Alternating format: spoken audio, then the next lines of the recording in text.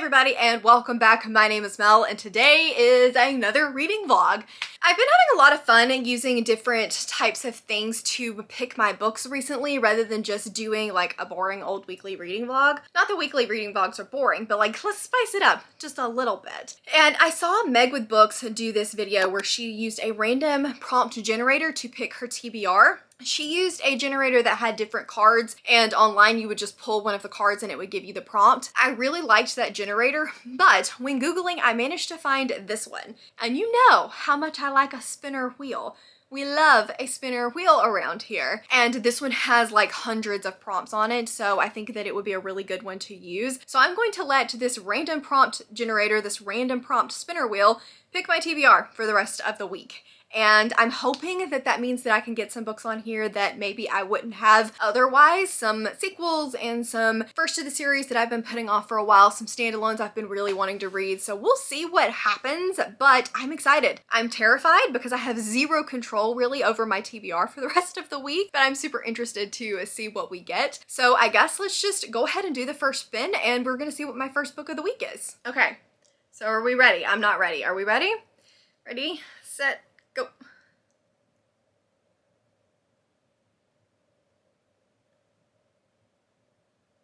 A book with an orange cover. Okay, I think we can make that work. Let me take a little look. I know Emma would be excited about this one because she loves the color orange. So let me go do a little bit of digging and see what orange cover I can find. Okay, so that took a second. Strangely enough, I do not have a lot of orange covers on my shelves. I have a lot of red and I have a lot of yellow, but I don't have a lot of orange. So I think what I'm gonna end up going with is Pinata by Leopoldo Gout. This is the Lights Out Book Club pick for this month. I've been hearing a lot of people enjoy it and rave about it. It's not very long. I do have the audiobook on Scribd, so I think that this is what I'm going to go with. But man, I don't have a lot of orange covers. Like literally I have a ton of red and quite a few yellow, but no orange. I need to get some orange covers, so I feel like I need to expand my orange cover database. But anyway, this one is pretty orange, like the background is pretty orange. I know it kind of fades into more of a brown color, and he's not orange, but this was about as orange as I was going to get on like the main cover. Everything else was very, very red. So I think we're gonna have to go with this, even though it may not fit 100% perfectly, but I swear in the nature of the spinner wheel, I was trying. I don't have a lot that I haven't read that is orange. Like, everything is red. Everything is red. So anyway, we're gonna go with Pinata. I don't really know a whole lot about what Pinata is about. It's got stuff all over it. I do know that it is following a mother who is from Mexico and is taking her two daughters back to Mexico to join her in a chance to connect with their roots, and they unearth an ancient work site of rare and centuries-old artifacts. But a disaster costs Carmen her job, and so they have to cut the trip short and come back to New York. But when they get home, something begins stalking the family. It may already be too late to escape once what is awakened. I've heard some people be giving this like 4 stars, some people are giving it 2 stars, some people are giving it 5 stars. So I'm very interested to see what all of the fuss is about. Where do I start with this book? I finished it. I was gonna update you guys about the halfway point, and I really just did not have a lot of exciting stuff to say, to be completely honest. I was not loving it, and in the end, I still don't think I loved it. I think I'm gonna end up giving it a high 2 star. I think it could be a low 3 star, but it feels like a high 2. The beginning of it was not just, no. See if I can prop you guys on something. So the beginning of it was just not what I was hoping it would be. I was expecting them to go to Mexico and we would get all of this cool like lore and history and architecture, and it would really like develop this story about this creepy thing that is going to follow them back to New York, and it was really gonna build a great foundation, start to give you some of those eerie moments and things start to unravel before they go back to New York. Instead, it's just a lot of cliches. We're following a mother and 2 daughters, and the teenage girl, very cliche. The relationships between all of them, very cliche. There just wasn't anything interesting to engage. And then we got to the halfway point where they go back to New York and things did get more interesting, but I never really got what I was wanting to out of it. This really cool, like I said, lore and history behind Hispanic and Mexican history, and we just don't get much of that. There was a little bit tried to toss in at the very end, but by that point, it was just too little too late. This is just trying to be the Exorcist and not doing it well. I don't know. We had two different character point of views that weren't like our main characters, and their sole purpose was to feed you information. Like, there was not really a point in them. All of that could have been done in our main like character stuff and happening to them, and if that had been the case, I think it would have been more impactful. On top of that, the writing style was fine, but the dialogue was just very stilted for me. It felt very unnatural, and so never really got at all connected to the characters. On top of the plot just not really working for me. Unfortunately, I just didn't love it. I mean, it's beautiful. I wanted to love it. The idea and the foundation was there. I just don't think it was executed very well. So sadly, this was not a win for me. I do have sprints tonight for Escape the Readathon. We are still not at our third door yet. I am a co-host for Team Ghost Tour, and we're waiting to make it to our third door. So this is just gonna go in as like a mood reading prompt. It's not gonna go in as like for a prompt, but if we get to a prompt while we're in this vlog, I will let you guys know. Yeah. So I'm gonna go jump on sprints. I do need to do another spin. So once I get all set up, I'm gonna eat dinner first and get set up, and I will do another spin. We'll see what I'm gonna be reading next. I need to read The Dragon Reborn desperately. I am the co-host of the Wheel of Time Along, hosted by Sandra from Got a Thing for Things, as well as Cassidy and Becca. And we've got 2 weeks until the live show. But my hold, I just realized my audio hold returns in 4 days. And there is no hold, like, available to me for at least 6 weeks from any of my other libraries. I don't think I can read that book physically, so I better get a move on. So my next spin needs to be a physical book so that I can be forced to listen to that in the car. But anyway, I'm gonna go eat dinner. Okay, so we are currently live on Reading Sprints, and they talked me into doing my next sprint live, which probably was not a good idea. It means I can't cheat, so that's not nice. So let's flip around and see what the spin is. I'm slightly scared. Addie, shit, go. This is a really big wheel with a lot of prompts, and that's terrifying. Short book. That could be good, except for, what do I read for short book? Okay, so we got short book, and there were a lot of good suggestions thrown out. We had Eric LaRocca, which I was definitely intrigued by and considering doing. Prelude to Ashes by Chiga Abdallah, which is the prequel to A Touch of Light, which was also a good suggestion. There were a lot of good things, but Untethered Sky by Fonda Lee is actually on script, and I did not realize that it was on script because I literally just let my hold go back to the library yesterday. So I think that that's the one that I'm gonna do. I said I didn't want an audiobook, but here we are. But it's a really short, it's only 3 hours of the audiobook, so I think I can read it pretty quickly, and I really wanted to read it. Cassidy really enjoyed it, and so I'm hoping that I will too, and I do want this vlog to have a good mix of fantasy and horror, so I think that that will be a good choice. So I'm gonna go start that, and I will check back in with you guys probably once I'm done with it, because it's so stinking short, but I don't even know what it's about. So we're gonna go read some and hopefully I can find out. Hey guys, so I am currently about to go into dinner. My mom decided that she did not want to do Mother's Day on Mother's Day because it was too crowded, and so she was like, let's just go during the week and pick a place that won't be crowded on a random weekday night. So we are about to go in and eat some German food. It is Tuesday. I have now finished the Untethered Sky though, so before we go in, I just wanted to give you guys a quick update on my thoughts on that one. So I ended up really enjoying Untethered Sky. I hate to be the person that says that I wish it was longer, but that's kind of the truth, is that we did get some good plot and some good action, but it was pretty late in the game and it was just very, very brief. But overall, I thought that this was a really good, like, magical companion type of story. This follows a character that only wants to be a rook rider, or I guess they don't really ride them, but she has only, sorry, my arm is going to sleep. Okay. But she's only ever wanted to be like one of their companions. They only use the females because the females are stronger, faster, better, and they are manticore hunters for the King's Guard. And the manticore are like this plague on the land, essentially. I really liked the magical companion aspect to it. I was afraid it would lean like dragon, companion, they make each other stronger, they have this great bond, they get along, like this is the only person that can tell this rook anything. That's really not the approach that she took. She took a very Birds of Prey approach, which I quite liked. I thought that it was different. I thought that it was extremely well done.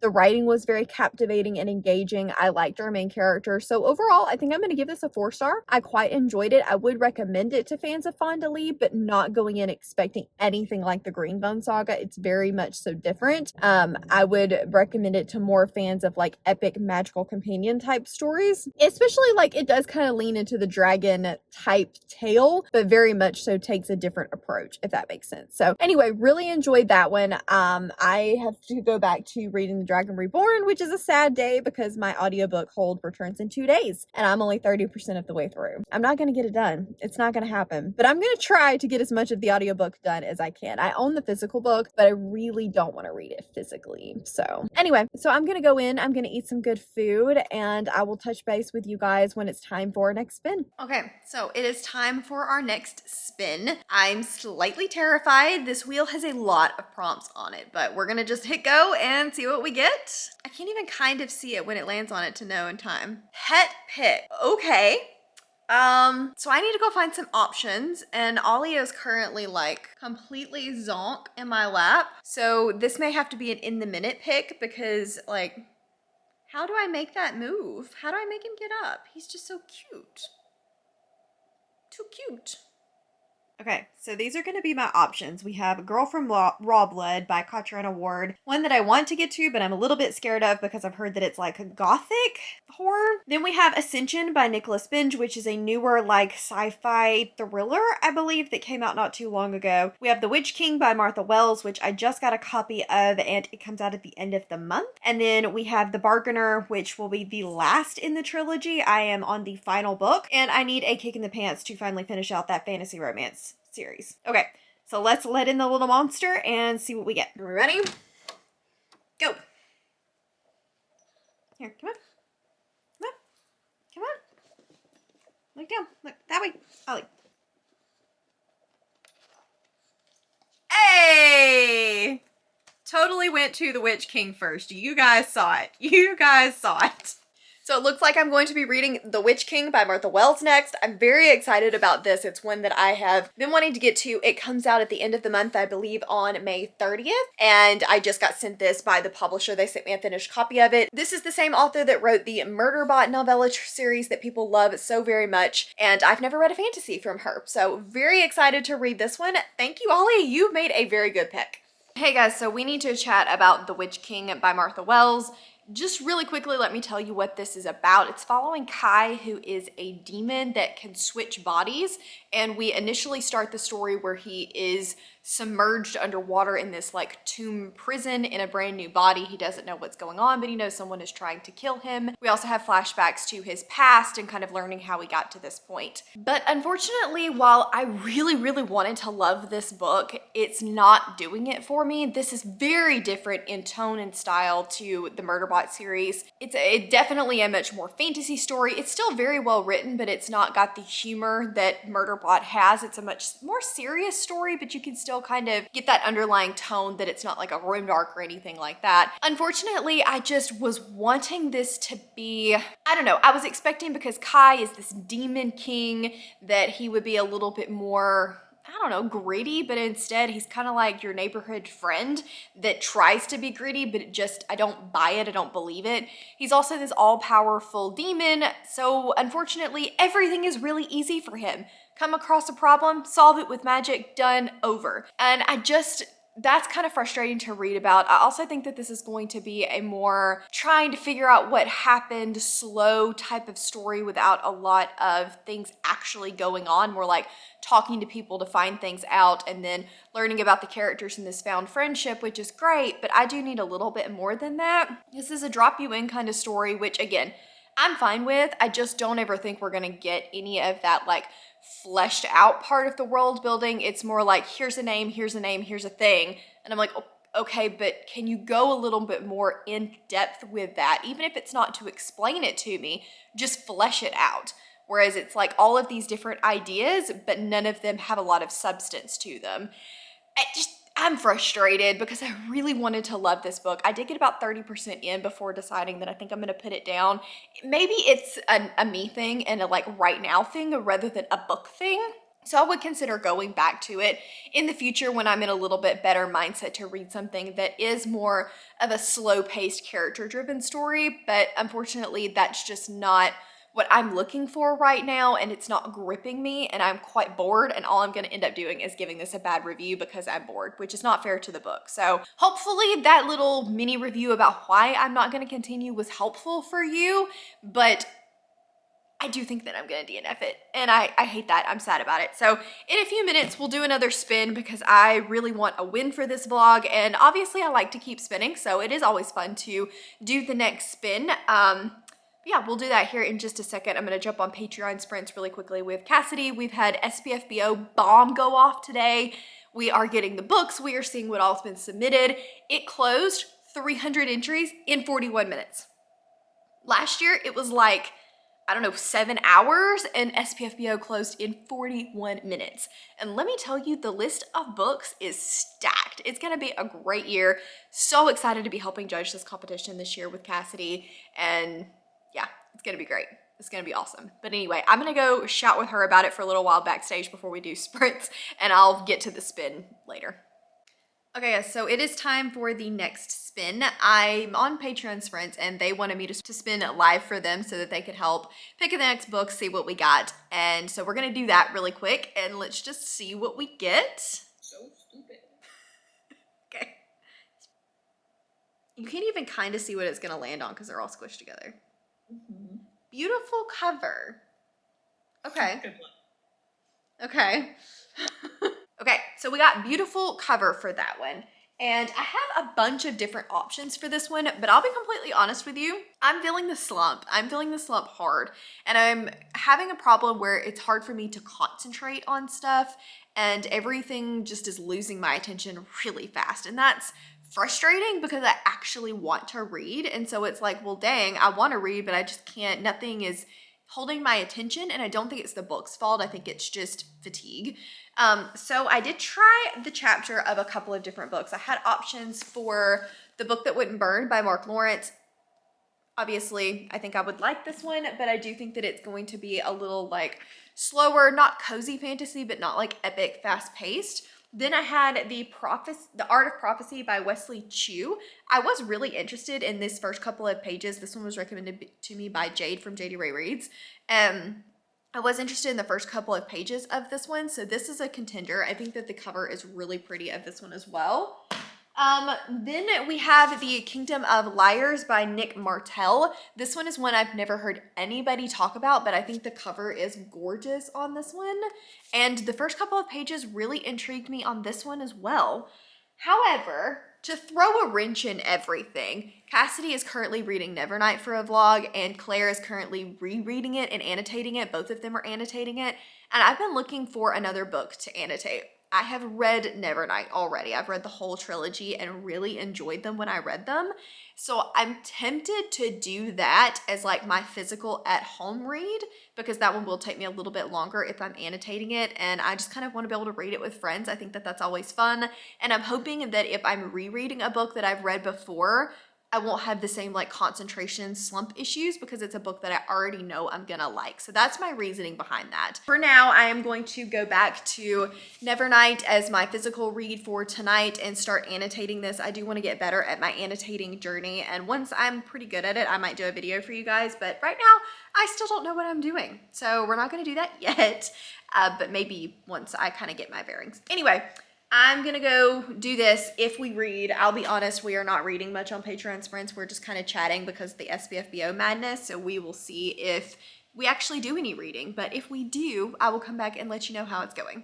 So it's actually the next day now. I stayed up way too late last night talking to Cassidy and had to go take the Poochie dog to the groomer this morning. He looks very cute now. But I think if I'm just gonna be completely honest with you guys, I did a couple of pages of a couple of different books that I thought were beautiful covers, ended up deciding to start Nevernight because I thought that a reread might be a good option for me in the slump. started Nevernight, got through the first like chapter or 2 chapters, and was just like, I'm not feeling it. It's just not what I want to read right now. And I'll be honest, I don't know what I want to read right now. I think the problem is that I have kind of hit a slump, and I do tend to hit a slumpy time at this point every year because things start to get really busy and there's a lot going on, and so it just makes me tired. So I think what I'm gonna do is David and I are actually gonna go to a concert tonight. So I will definitely get some footage of that, but I think I'm just gonna take the rest of today off and maybe even a little bit of tomorrow and not really do a ton of reading and not really try to force what I'm interested in reading. And then I will do a brand new spin. We'll start from scratch and we'll find me a book to read for the ending of this vlog, because I do want to get at least one more book read, but I'm afraid that I'm just gonna shit on everything. Like, I don't want to complain about everything that I'm reading just because I'm not like in the mood to read, you know? So I think that is gonna be my plan, as sad as it makes me. This vlog will actually go up in the reverse order of what it was originally supposed to do because I just need a little more time, and that's okay. So I'm going to go edit the video that is going to go up in the place of this vlog. I'm doing some impromptu Escape the Readathon sprints right now over on my channel.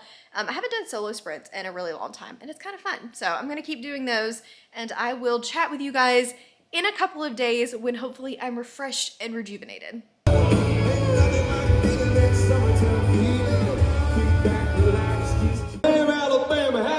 Tonight. My word. Just look at you. I can tell just by looking at you.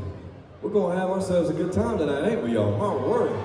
Come on. I'm a brand new man.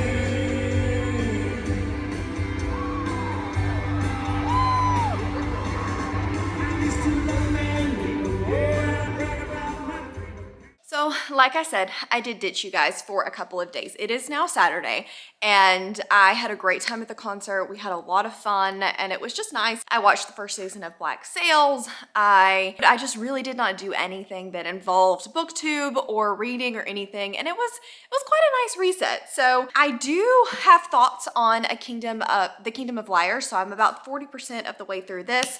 Want to give you some initial thoughts, but first we have a book haul to do. So I've gotten a couple of packages in the mail that I wanted to share with you guys. The first of which I'm actually going to be returning because Amazon did an oops, but it's Heliotrope by Palmer Pickering. This was sent to me by the author. It has been entered into SPFBO this year, and I am so excited for it. So ignore the little cover rip down here. I will show you guys a much prettier copy when I get it in. Amazon's fault, Amazon's gonna fix it. But this is a really cool slow burn fantasy, or so I've been told. It is about a retired soldier that is descended from mages who were cast out of power generations ago, and after years of war and sorrow, he wants nothing more than to live a quiet life on his farm and work his stoneman's craft. But his wife and daughter have been murdered during a war raid several years earlier, and his young son was stolen by the enemy's side. He comes upon a war orphan stolen by his side from the enemy and rescues him from abuse, adopting him as his foster son. He finds himself in the middle of a coup. This launches a journey to protect his new family, uncover the secrets of ancient ways, and reclaim the magic of the mages. It's a heroic sword and sorcery fantasy, and I'm very excited. As you guys know, I love SPFBO. I think it is a great thing for the self-published community. If you have no clue what I'm talking about, I will link the link to Mark Lawrence's blog down below that gives you all of the information on it. And I'll be doing videos throughout the competition that do give you a lot more information. I'm just kind of mentioning it here. I do hope to do something on the cover contest. I will be reading 10 of the first 300, and there will be a video on that on Cassidy's channel coming soon, so I will let you guys go over to her channel for that. But I'm also hoping to do a try a chapter tag. There are going to be 270 books that I won't necessarily be a part of in the first round, and so I wanted to try a chapter tag and decide which of those 270. I'm not reading all first chapters of 270 books. I'm just saying that I want to kind of trial out the ones that I'm interested in and then maybe do an extra vlog on those, so be on the lookout for that.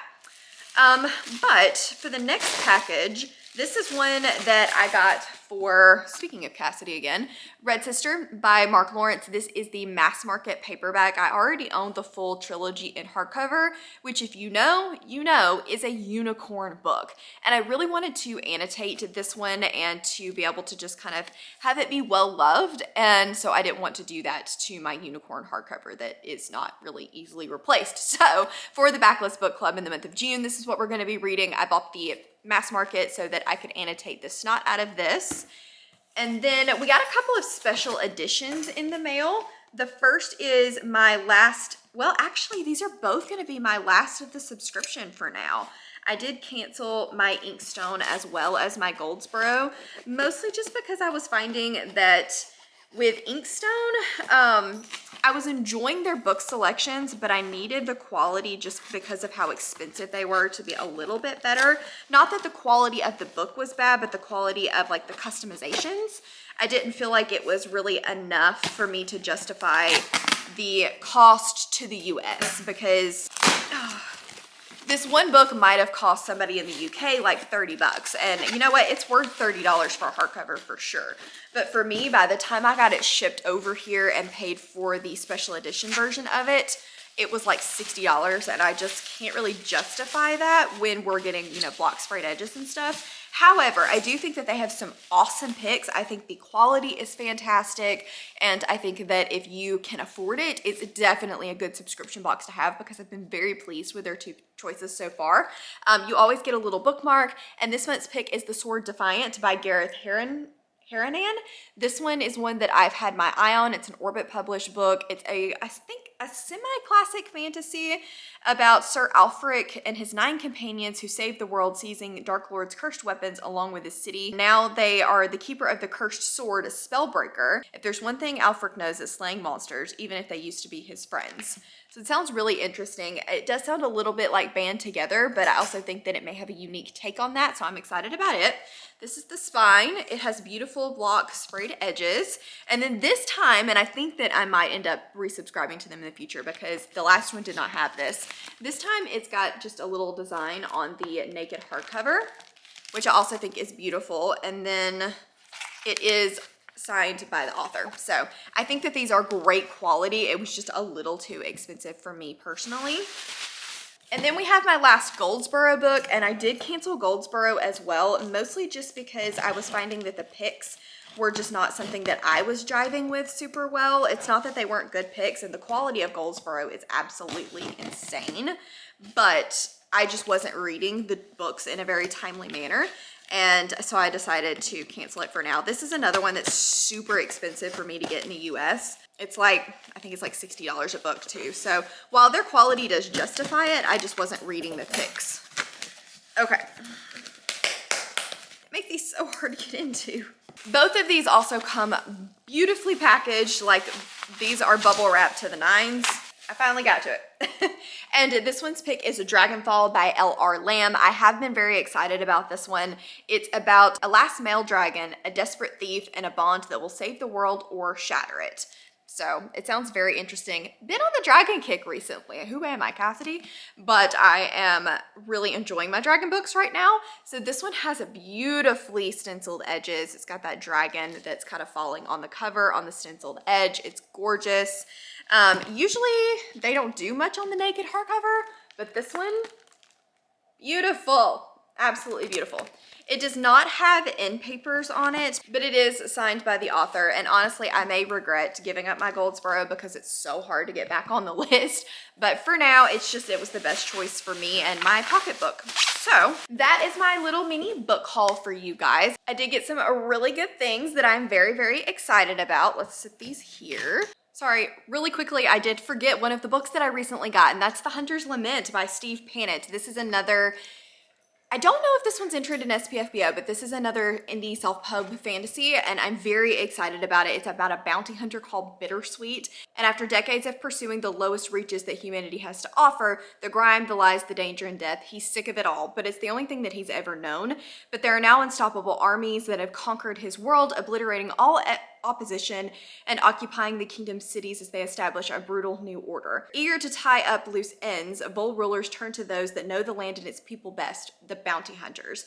Against their better instincts, Against his better instincts, Sweet accepts the contract and sets off in search of the fugitive crown prince. But his crew are not alone in the hunt. Danger rides with them every step of the way. Rival gangs, Vol soldiers, deadly trackers, and dark magickers are all pursuing the heir too. Soon Sweet and his crew will have a choice to make, hunt or be hunted. Sounds really interesting. Thank you so much to Steve Panic for sending me a copy of this, and I wanted to share it with you guys too. So, I guess in the last 15 minutes left on my memory card, we should talk about The Kingdom of Liars by Nick Martell. This is following Michael, who is the son of a kingsman that was marked as a traitor and executed when he was a child for killing the king's son. And so he has this brand that marks him as the kingsman, the son of a traitor, and he's kind of had to grow up under that shadow of not having his father and his mother being like forgotten or having her memory broken from the events that happened. We open with a really strong prologue. Like, the prologue, absolutely fantastic.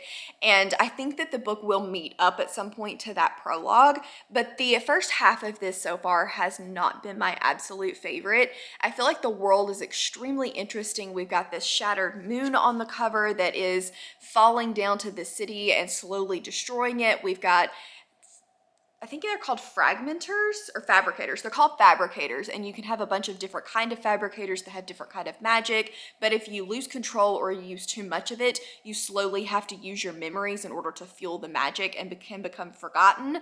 That part is really, really cool. Michael is an unlikable character, but not necessarily bothering me. He makes some really stupid decisions and we're completely stuck in his head, but that's not what's getting me in this first half. I do wish that the world was a lot more expanded on. I feel like he's just kind of touching on all of these really cool ideas, but not really giving a lot of substance and a lot of life to it. I want the moon to play more in. I want to learn more about the forgotten. I want to know more about the fragmented. We are going to get, I think, some politics pretty heavily in this and a rebellion side of things, which I think will be very, very cool. I'm assuming Michael is going to play into that, and there is a question about his past and did his dad really do what they said he did. But I'm finding the beginning to be quite slow. We're basically just starting from kind of a point in his life and moving forward with the events that I'm assuming are going to meet up with the prologue. I did read a couple of Goodreads reviews that said that the halfway point thing really picks up and it makes the whole book worth it in the second half. So I'm hoping that I feel the same way, that I get everything that I'm looking for that's missing in this first half. We will see. Right now it's sitting at about a 3-star. It's fine. I'm entertained. I'm not really wanting to DNF it, but I'm not loving it either. So I'm hoping that second half really pushes everything forward and shoves it up there for me. I think it's got some really good ideas. I just needed to expand upon those ideas. So this is my audiobook that I'm reading right now. And I think that's about it. So I need to finish The Kingdom of Liars. I'll probably do that tonight, and then I will come back and let you guys know my final thoughts, and we'll wrap up this vlog. So this book is doing one thing that is driving me absolutely insane. It is just over and over and over and over again hammering how Michael is a kingman. Michael is a kingman. Michael's supposed to do this because he's a kingman. Like, literally, I mean, we're just talking over and over and over again about it. And I'm like, okay, I get it. He's a kingman. Move on. And it's really starting to get on my nerves. So I'm hoping that that kind of dies down a little bit, but I'm literally halfway through this book and I really wish I had the ebook so that I could look to see how many times that's said, because it can't be any less than like 150 times. And it's really getting on my nerves. Okay, other than that, we're just, it's beating a dead horse with this whole treason, not treason, kingman thing. And I'm hoping that we kind of move on from that, because we've had 280 pages of it so far, and I'm just getting bored with the repetitiveness of it. So fingers crossed for me. I hear it picks up at the halfway point. I'm almost to the halfway point. So we'll see. Good morning, everyone. So I have finished The Kingdom of Liars by Nick Martell, and I did want to talk to you guys about this really quickly and then start finishing up this vlog before it has to go live today. But The Kingdom of Liars, I think, is going to get a 3-star from me. I liked it. I thought that it had some original ideas, but the execution just really didn't work all that well for me. We had a lot of just kind of It just felt like a very standard fantasy, and there were ideas in there that could have been really cool, but he didn't really expand upon them enough for me to grip hold of it and say, yeah, that's super cool. I love the world. I love the magic. It was a lot more on the political side of things, but the political side where there's a lot of like scheming, but not a lot of maneuvers being made. So that part is not my preferred kind of politics. I like to see maneuvers and then repercussions for maneuvers, and we didn't necessarily get as much of that in here. I also felt like the side characters were not well developed, and so we would have names popping up all over the place and I would be like, wait, who is that again? Because there just wasn't a lot of like substance to the side characters. So overall, everything just felt a little flat, like a little surface level for me, and I think that it had the potential to be much more. It did speed up a little bit in the second half, but not as much as I was expecting it to. I might continue on in the series just to see, because I think this was a debut, so I would be interested to see how the world expands and hopefully he levels up just a little bit in what he's trying to accomplish. So we'll see. I don't regret reading it. I do think I would recommend this to people that like a little bit of a slower, more like maneuvering type political fantasy, rather than somebody that wants a big expansive world with a lot of like repercussions to their actions, if that makes sense. I do think there will be repercussions, but we don't get as much of it as I was hoping for in this book. So anyway, I think I'm gonna count this as a win. I think it was fine. So that wraps up a spinner wheel random prompt generator chooses my TBR for the week. I had a lot of fun doing this. It was cool to just kind of see what kind of prompts I was gonna get and what the spinner wheel had in store for me. We had some wins, we had some not so much wins. I do think I'll go back to Witch King at some point, but this is just not the time for it. Pinata, unfortunately, was a disappointment, but I did really enjoy Untethered Sky, so I'm gonna count that as a definite win for sure. If you're looking for more Spinner Wheel is not disappearing. We actually have Smut Den coming up at the end of next week on May 25th through the 28th, or Memorial Day weekend for you guys that are in the States.